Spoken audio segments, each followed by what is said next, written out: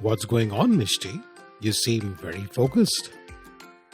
Dad, today my friend was viewing a map and found it interesting. Oh, this is amazing, Mishti.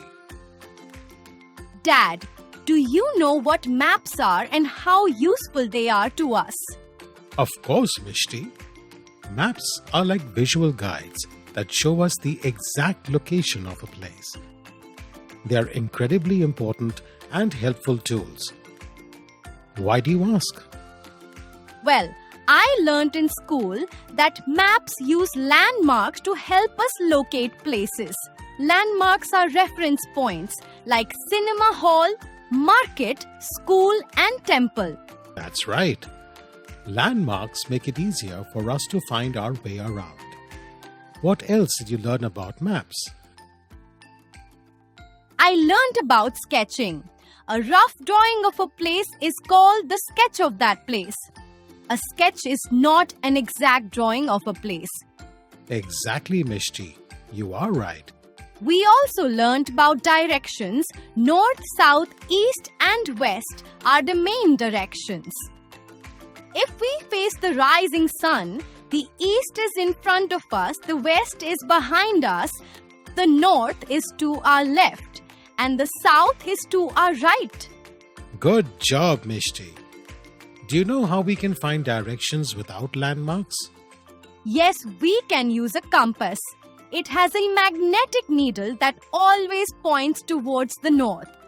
Exactly. Now, let's talk more about maps. A map is like a picture of a place drawn on a flat surface, usually paper.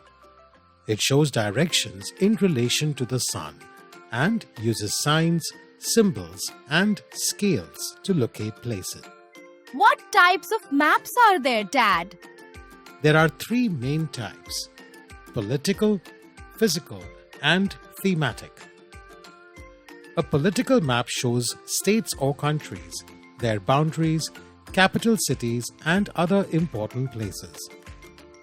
A physical map shows landforms like mountains, deserts, and water bodies like lakes and rivers. And a thematic map gives information about things like population, soil type, temperature, and rainfall.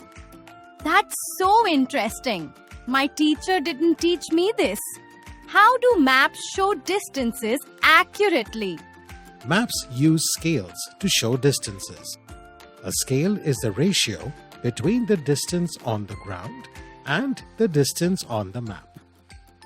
For example, if the distance between two places A and B is 500 kilometers on the ground and on the map it's only 5 centimeters, that means 1 centimeter on the map represents 100 kilometers on the ground. Wow, that's great! Who makes maps, Dad?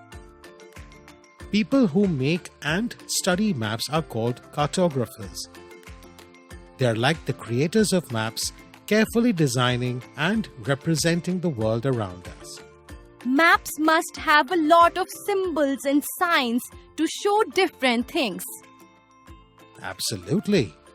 Maps use symbols to represent important information like rivers, roads, bridges, churches, and temples.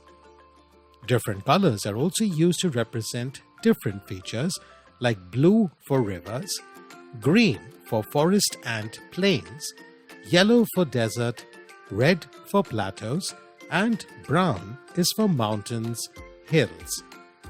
I never realized there was so much to learn about maps. They're very fascinating.